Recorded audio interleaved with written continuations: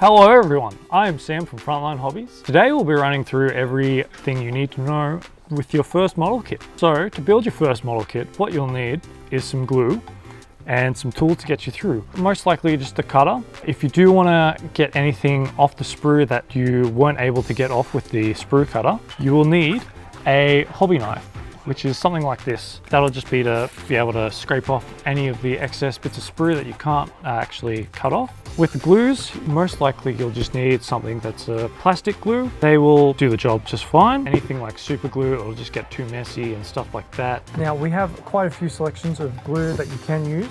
We've got Humbrol, Revell, Tamiya. You actually have to use a little applicator. So with these glues, after a while, they are going to get clogged. So the only way that you can really unclog them is you can use a pin to just put it down the shaft of the needle itself. There is another really good option out there for plastic glues, and that is Deluxe Materials plastic kit glue. Now this glue is actually a lot thicker than most of the other ones, so it is really good for larger surfaces, applying it to long flat areas.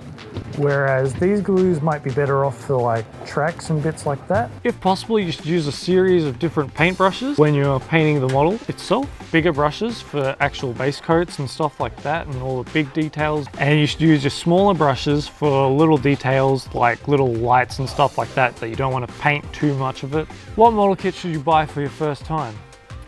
Well, we do have some starter kits that you can use, but alternatively you can buy your own model kit and buy the tools all separately. The model kits do come with everything that you need: paintbrush, glue, paints, all the good stuff that you need. If you don't want to go with the starter set, some of the things that you should put into thought before actually selecting the kit is the scale that you actually want to go with.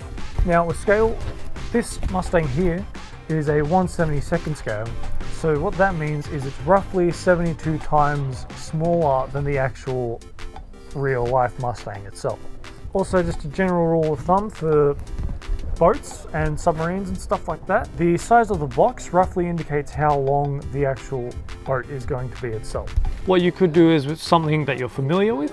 If you wanted to, you could just get the Red Barons playing the Fokker DR1, or a familiar car that you like, a Ford Mustang or something like that. That's perfectly fine. Just remember to get all the other tools that you might need because they just come with the plastic sprues in them and nothing else. When selecting paints for your individual kit, what you should refer to is the kit's manual. This will tell you all the paints that you'll need. It will also tell you anything else that you will need, like decal positions or anything like that.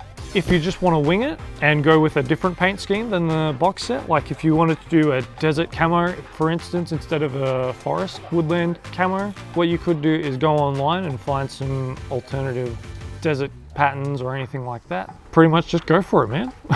Some of you may be interested in airbrushing right away, but this isn't really a thing recommended for beginners because it's very complex. If you're not prepared, it can get messy and it's not at all friendly for beginners.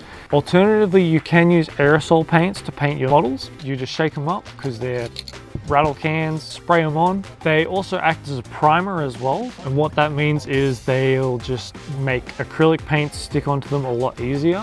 So obviously with priming your model, what you want to use is obviously a white, grey or black, just a neutral color. They apply really quickly. They don't leave any brush marks, so you don't have to worry about that. Speaking of aerosols, what you can use to actually spray them on is a little trigger handle here.